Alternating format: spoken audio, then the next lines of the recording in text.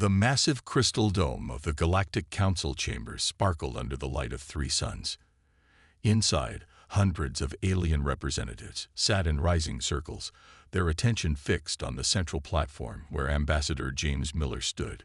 He was the first human to ever address the council, and he knew the importance of this moment. Distinguished members of the council, Miller began, his voice steady despite the whispers echoing through the chamber.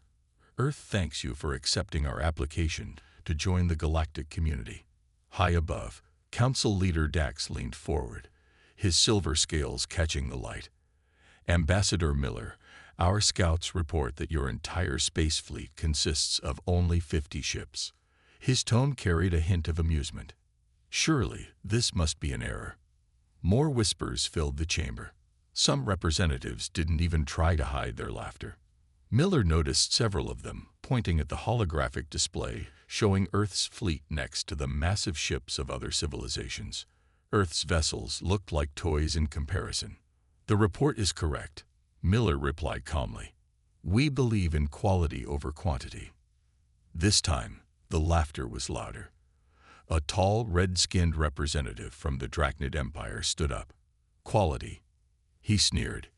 Your largest ship is smaller than our standard patrol vessel. How do you expect to defend your territory with such a tiny fleet? Miller smiled. We manage. In the back of the chamber, General Thex of the Drachnid Empire watched with growing interest. His black armor absorbed the light around him, making him look like a shadow come to life.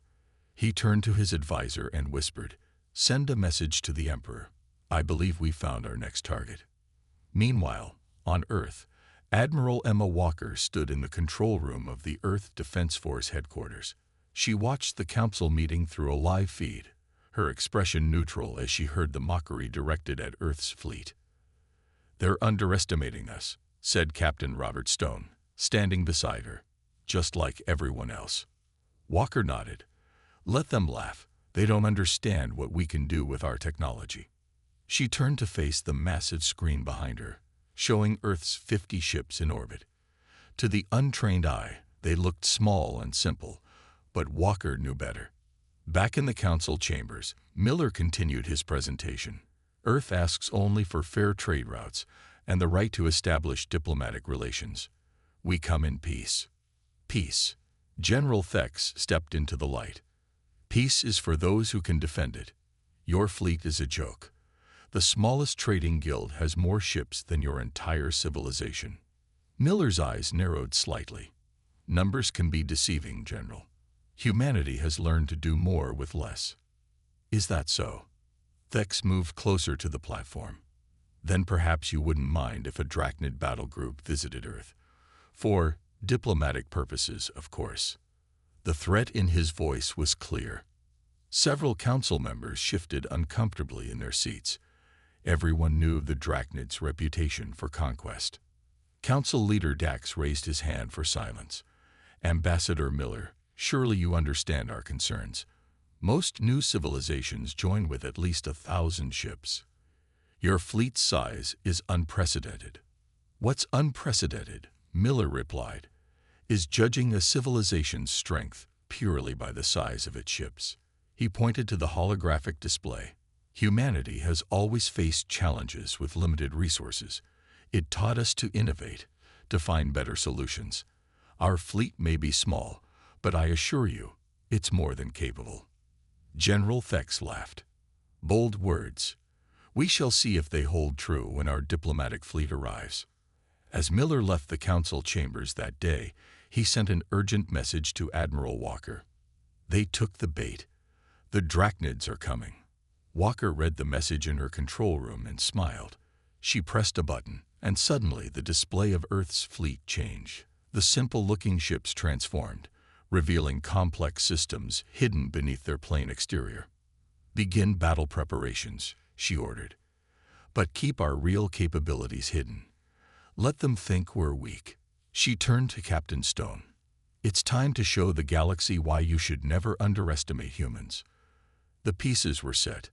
The Drachnids would come, expecting an easy victory. They would learn, like so many others throughout human history, that size isn't everything. The gathering storm of war approached Earth, but humanity was ready. They had planned for this moment all along. 3 weeks after the council meeting, Earth's long-range sensors detected movement.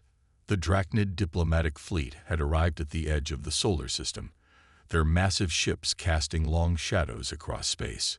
Captain Robert Stone stood at his command post on the EDF Hawk, one of Earth's supposedly weak vessels. His ship was positioned behind Jupiter, hidden from the approaching Drachnid fleet. Admiral Walker, I count 30 Drachnid warships. Each one is at least 5 times larger than our biggest vessel. Confirmed. Walker's voice came through the command channel from Earth. Their ships are exactly where we want them. Maintain position and wait for my signal. The Drachnid fleet moved with arrogant confidence. Their ships, each the size of a small city, pushed forward in a classic arrow formation. Leading the fleet was General Thex's flagship, the Eternal Darkness, its black hull decorated with the red markings of previous conquests. Inside the Eternal Darkness, General Thex smiled as he looked at the sensor readings. Only 10 human ships visible in orbit around their planet. This will be even easier than we thought. He turned to his communication officer. Send the message. Across Earth's communication channels, Thex's voice boomed.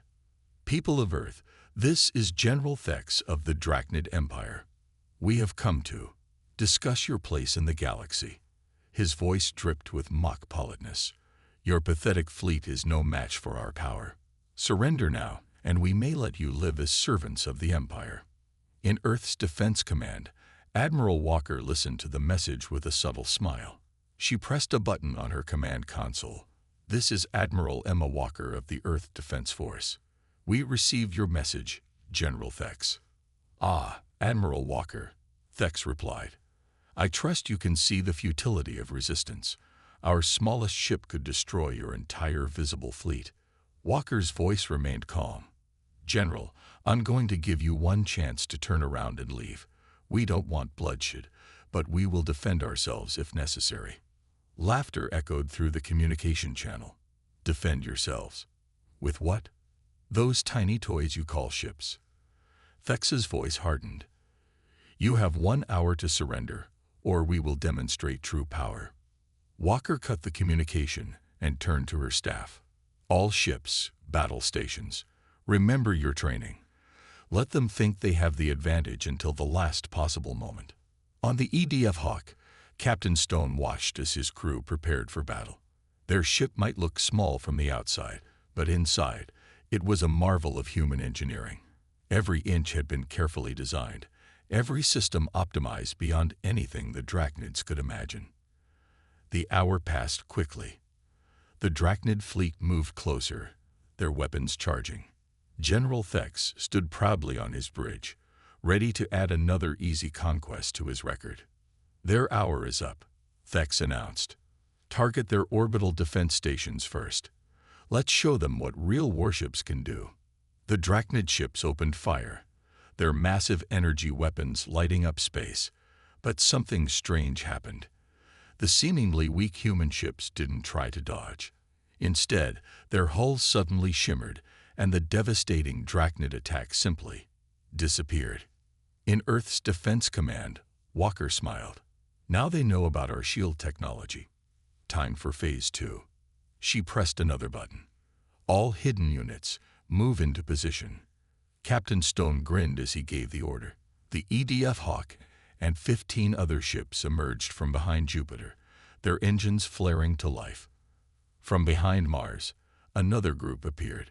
More ships rose from hidden bases on the moon. Impossible. Thex shouted as his sensors detected the new ships.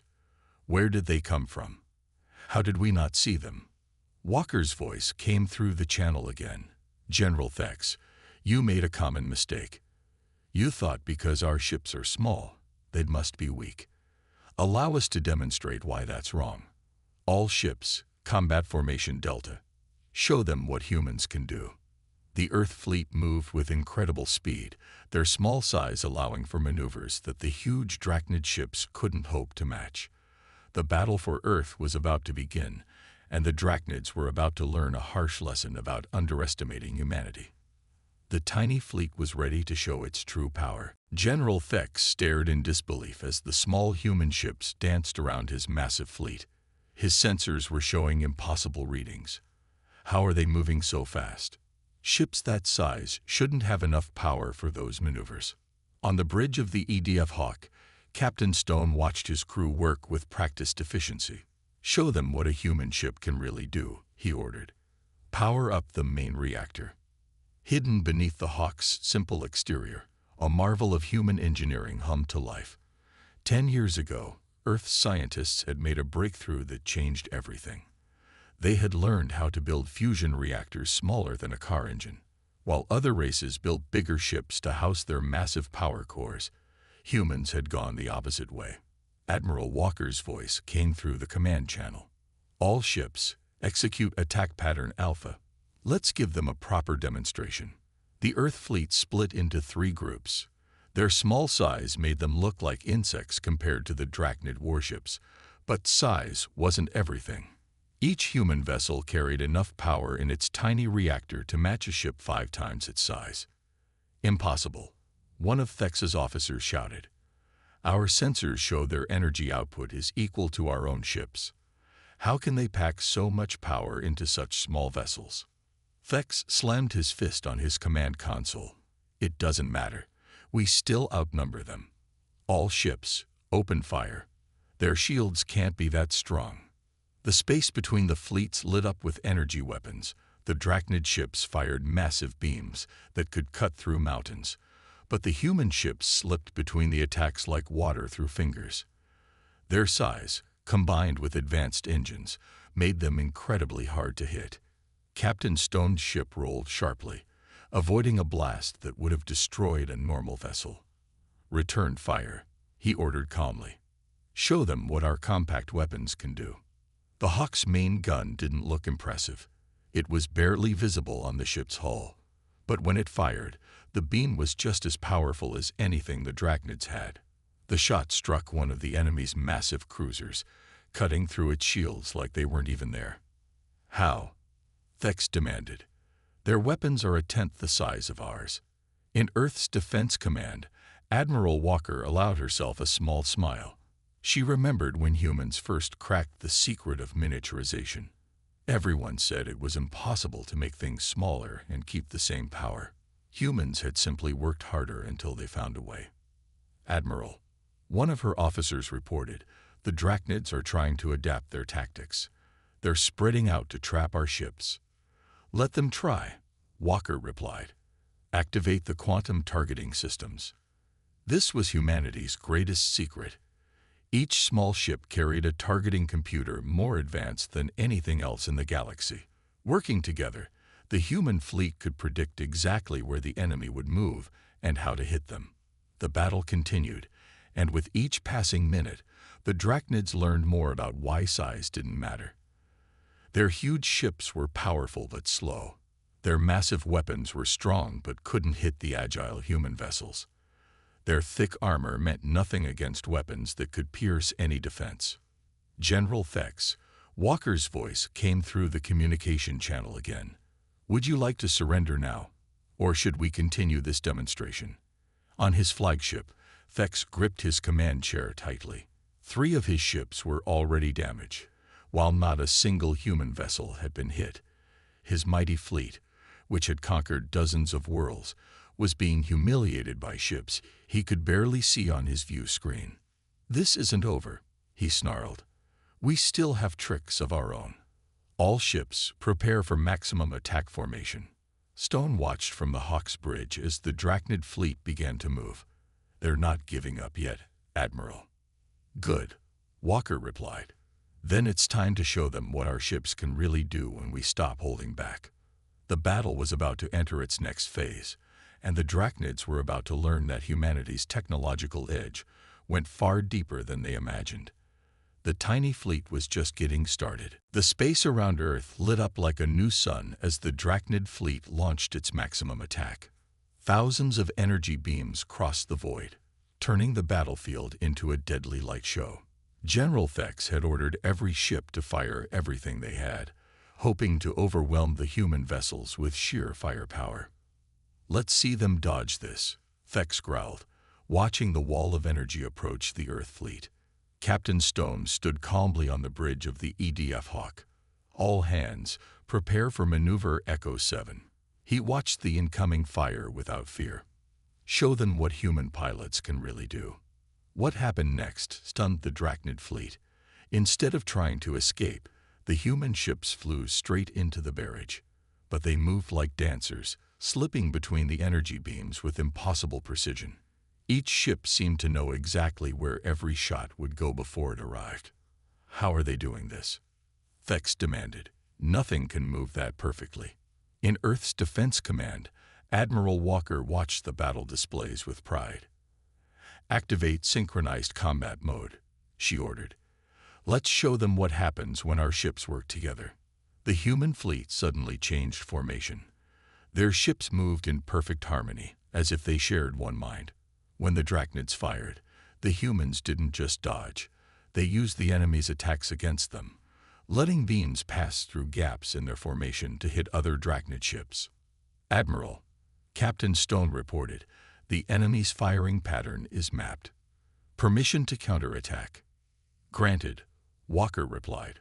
"All ships, weapons free. Target their command and control systems." The human fleet split into pairs. While still tiny compared to their enemies, each pair of ships moved with deadly purpose. They darted between the massive Drachnid vessels, firing their compact but powerful weapons at crucial points. On the eternal darkness, General Thex watched in horror as his fleet began to fall apart. "Impossible. They're targeting our weak points. How did they find them so quickly?" The answer became clear as he watched the battle unfold. The human ships weren't just small, they were smart.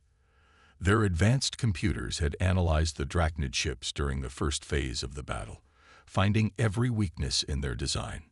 "Sir," one of Thex's officers shouted, "we've lost contact with our left flank. Their weapons have taken out our communication arrays." Stone's voice came through the General Command channel, calm and professional.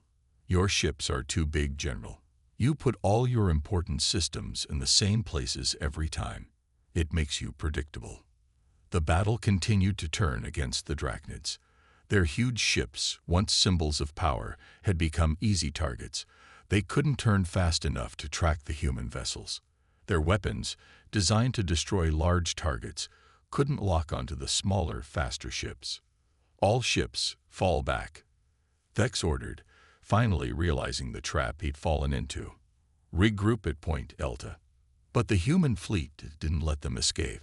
Each time a Drachnid ship tried to turn, 2 or 3 Earth vessels would attack its engines. The smaller ships moved like wolves hunting larger prey, working together to bring down the giants. Walker watched as the mighty Drachnid fleet fell into chaos. "Remember," she transmitted to her crews, "we don't need to destroy them. Just show them why they should never have underestimated Earth." The battle reached its peak as the human ships executed their final attack run. Moving in perfect formation, they disabled the weapons on 5 Drachnid ships in less than a minute. The remaining enemy vessels tried to provide cover, but their shots hit nothing but empty space. "General Thex," Walker called, her voice firm. "Your fleet is cut off. Your ships are damaged. Would you like to discuss surrender terms now?" On his flagship's bridge, Thex stared at the tactical display in disbelief. His mighty fleet had been defeated by ships he had laughed at just hours ago. The humans hadn't just beaten him. They had changed everything he thought he knew about space warfare. The age of giant warships was over. The future belonged to those who understood that bigger didn't always mean better, and humanity had learned that lesson long ago. News of the battle spread through the galaxy faster than light itself. In the Grand Council chambers, representatives from 100 worlds watched recordings of the fight with stunned silence. The same ships they had mocked just weeks ago had defeated the mighty Drachnid fleet. Council leader Dax stood at his podium, his silver scales now dim with worry. "The humans didn't just win," he announced to the chamber. They changed everything we thought we knew about space combat. Ambassador Miller stood calmly at the speaking platform, just as he had during his first appearance. But this time, no one was laughing at him. As I tried to tell you before, Miller said, size isn't everything.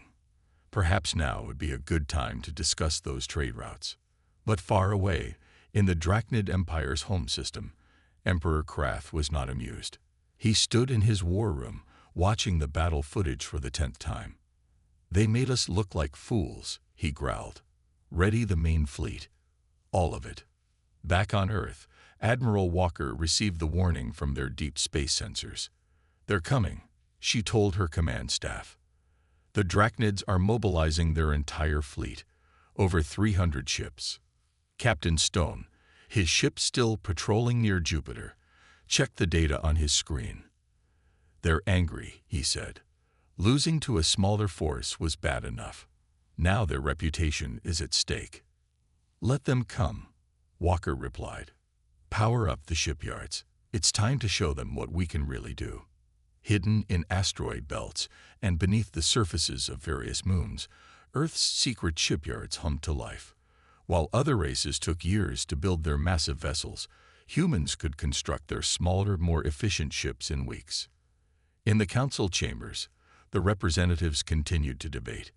The humans must be stopped, the Drachnid ambassador demanded. They're too dangerous. Their technology could upset the balance of power. The balance of power? Miller asked quietly. You mean your advantage of size? The days of measuring strength by the size of ships are over. As he spoke, a new report arrived. The council chamber erupted in chaos as the news spread. Humans were building more ships. Lots of them. Walker stood in Earth's main shipyard, watching as robotic assemblers put together new vessels. Each one was small but packed with the same advanced technology that had defeated Thex's fleet. How many can we have ready in 2 weeks? She asked her production chief. At least 30 new ships, the chief replied. Maybe more if we run the yards at maximum capacity. The Drachnid Empire had expected humanity to cower in fear at their approaching armada. Instead, Earth was preparing for round 2. But this time, they weren't hiding their strength. In orbit around Mars, Captain Stone watched as 5 new ships joined his patrol group. They were even smaller than the Hawk, but he knew their power. The Drachnids think numbers will save them, he told his crew. They still don't understand what they're facing. The galaxy held its breath as the Drachnid main fleet approached Earth. But this time, humanity wasn't worried. Their tiny ships had proved themselves in battle, and now they would show everyone why quality beats quantity. Admiral, one of Walker's staff reported, we're picking up transmissions from other worlds. Some of them are already starting to copy our designs. Walker smiled.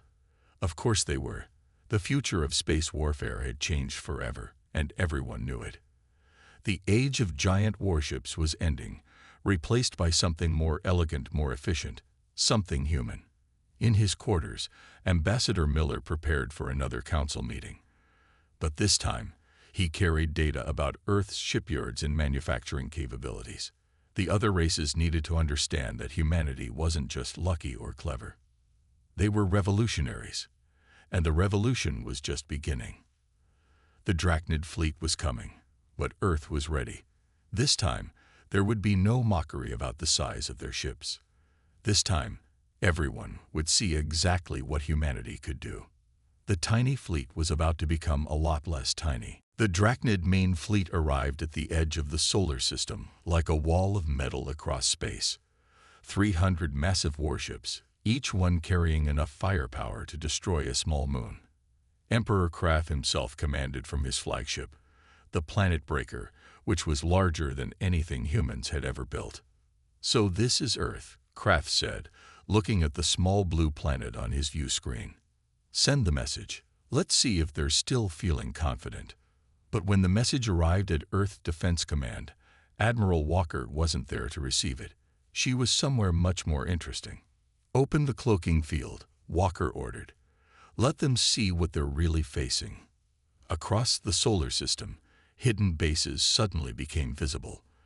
behind Mars, inside the asteroid belt, near Jupiter's moons.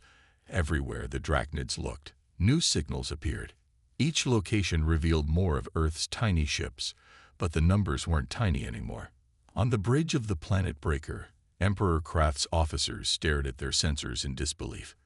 200 ships, 300, 500. They kept counting as more vessels appeared.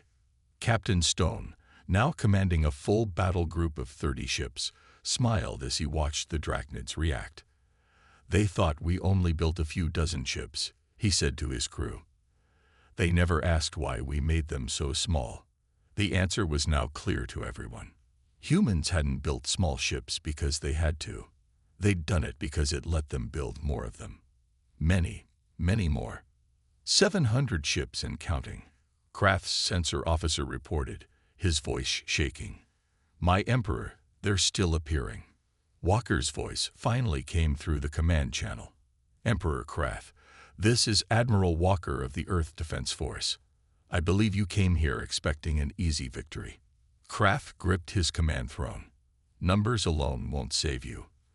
Our ships are still larger, still more powerful." "Are they?" Walker asked. "All ships, activate quantum link systems." What happened next made the previous battle look like a practice run. The human fleet moved as one, hundreds of ships flowing through space like a single organism. Their advanced computers shared targeting data instantly, turning the entire fleet into one massive weapon. "Impossible," Kraft shouted as his sensors overloaded. "No one can coordinate that many ships at once." But humans could.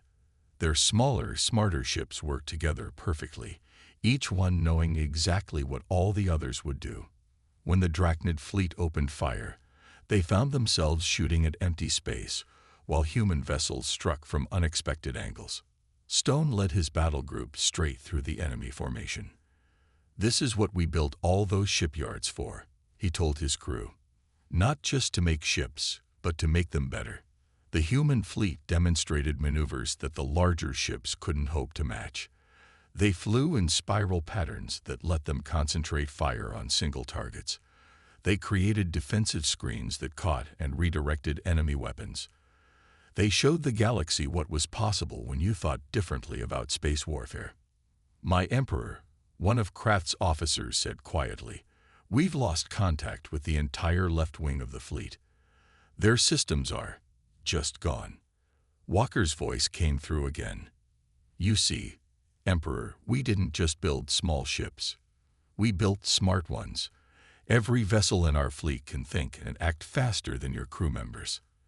And they all worked together. The battle turned into a demonstration of everything humanity had been working toward. The Drachnid fleet, once the terror of the galaxy, found itself being taken apart by ships they could barely see on their screens. In the council chambers, the representatives watched in awe as the battle unfolded. No one was laughing now. No one was mocking the tiny fleet. Because it wasn't tiny anymore, and it wasn't just a fleet. It was the future. Kraft stared at his tactical display, watching his mighty armada fall apart in the face of human innovation. The age of giant warships was truly over, and humanity was just getting started. Emperor Kraft stood in the Grand Council chambers, his once proud shoulders now bent with the weight of defeat. The same room that had once echoed with laughter at humanity's tiny fleet now held a different kind of meeting. The Drachnid Empire, Kraft spoke slowly, formally surrenders to Earth and recognizes humanity as a major power in the galaxy. Each word seemed to pain him, but the truth couldn't be denied. His mighty fleet of 300 ships lay in ruins, disabled by vessels a fraction of their size. Ambassador Miller accepted the surrender with a simple nod. No mockery, no gloating. Humans had made their point without words. Council leader Dax stood at his podium, addressing the gathered representatives. "The balance of power has changed," he announced. "The age of measuring strength by size alone is over. Earth has shown us a new way." In orbit around Earth, Admiral Walker and Captain Stone watched the proceedings through a live feed.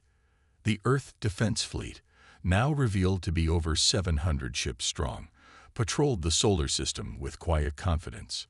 "They're already copying our designs," Stone noted, looking at reports from across the galaxy. "Everyone wants small ships now." Walker smiled. "Let them try. But they don't understand the most important part.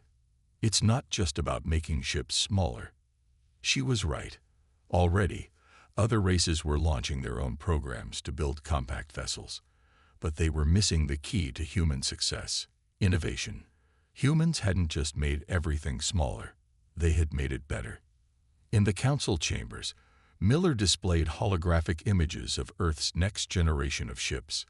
They were even smaller than the current fleet, but packed with technology that made their predecessors look primitive. "Earth opens its shipyards for inspection," Miller announced. "We will share some of our technology with peaceful nations. The galaxy needs to grow beyond the idea that bigger is better." The representatives murmured in excitement. The same races that had laughed at Earth's fleet now eagerly sought human engineering expertise. Back on the bridge of his ship, Stone received a transmission from one of the former Drachnid vessels. Their crews had finally seen inside a human ship and couldn't believe what they found. "Your engine room is the size of our cargo hold," a Drachnid engineer reported with amazement. "But it produces more power than our main reactor." Walker gathered her command staff for a final briefing. "The war is over," she told them, "but our work is just beginning. Humanity will help guide the galaxy toward a future where intelligence beats brute force, where efficiency matters more than size." In the council chambers, the final agreements were signed. The Drachnid Empire would be reformed, its massive warships gradually replaced with more efficient designs. Other races would learn from Earth's example, creating a new era of space travel and warfare. Miller stood at the speaking platform one last time. "When we first came to this chamber, you laughed at our fleet," he said. "You thought we were weak because our ships were small, but size has never been what makes humanity strong." He gestured to the holographic display showing Earth's fleet. "Our strength comes from our ability to innovate, to find better solutions. We build small ships because they're better, not because we have to." The galaxy had learned its lesson. The races that had once mocked Earth's tiny fleet now sent their best engineers to learn from humanity. The future would belong to those who could think differently, who could see beyond the old ways of doing things. As Walker and Stone prepared to return to their duties, a message arrived from deep space. New civilizations had been discovered, some with ships even larger than the Drachnids had been. "Should we warn them about underestimating human ships?" Stone asked with a slight smile. Walker shook her head. "Some lessons have to be learned firsthand." The tiny fleet that had changed the galaxy continued its patrol, ready for whatever challenges lay ahead. They had shown everyone that the greatest power doesn't come from size or strength alone. It comes from the courage to think differently, and the wisdom to never underestimate anyone, no matter how small they might appear. The age of giant ships was over. The age of human innovation had begun.